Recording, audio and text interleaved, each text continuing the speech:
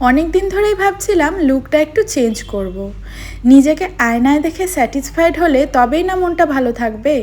আর look change করার সব থেকে বড় হ্যাক হলো হেয়ার কাটিং করা। আর আমার হেয়ারটা জানো তো অনেকটাই বড়, আর এই হেয়ারটা যদি আমি শর্ট করে দিই তাহলে অটোমেটিক্যালি লুকটা চেঞ্জ হয়ে যায়। সেই কথা মতোই আমি চলে গেছিলাম হাবিবসে আমার হেয়ার কাট করতে। সত্যি বলতে হেয়ার কাটিংটা আমার এত পছন্দ হয়েছিল যে কি বলবো। জানি না কার কেমন লেগেছে, তবে I am obsessed with my hair cutting.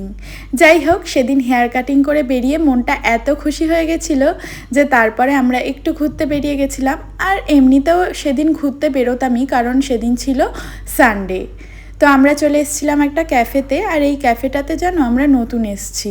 দেখেছি অনেকবার এই ক্যাফেটা, তবে আসা হয়নি, এই ফার্স্ট টাইম আসলাম। এসেই আমরা অর্ডার করে দিয়েছিলাম কফি, বার্গার। আর বার্গারের সাথে দেখো এই ফ্রেঞ্চ ফ্রাইসটা কিন্তু আমরা অর্ডার করিনি, কিন্তু ওরা কি সুন্দর ডেকোরেশন করে এই ফ্রেঞ্চ ফ্রাইসটা দিয়েছিল, বেশ ভালো লাগলো। তারপর চলে এসেছিলাম সফটওয়াকে। আনসুর জন্য একটা জুতো কেনার ছিল। তারপর অনেক জুতো দেখে ঠেকে একটা কিটো নিলাম ওর জন্য। আর জানো তো, কিটোতে ওর লাইট জ্বলছিল, সেটা দেখে ও তো ভাবছিল কোথা থেকে লাইট জ্বলছে, সেই নিয়েই ও কতক্ষণ ধরে পড়েছিল।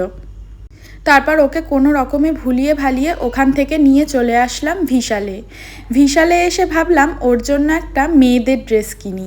আমার না অনেক দিন ধরে শখ যে ওকে একটু মেয়ে সাজিয়ে ফটো তুলবো। আর আমার মনে হয় প্রত্যেকটা বয়েস মমেরই এরকম ইচ্ছা একটু থেকেই থাকে যে নিজের ছেলেকে একটু মেয়ে সাজানোর। তো যাই হোক, দেখো ওকে মেয়ে সাজিয়ে কি কিউট লাগছে। আমি তো তার জন্য ভিডিওটাও করে রেখেছিলাম, কিন্তু ও এক জায়গায় একদমই দাঁড়াচ্ছিল না। তো চলো টাটা, দেখা হবে নেক্সট ব্লগে, বাই।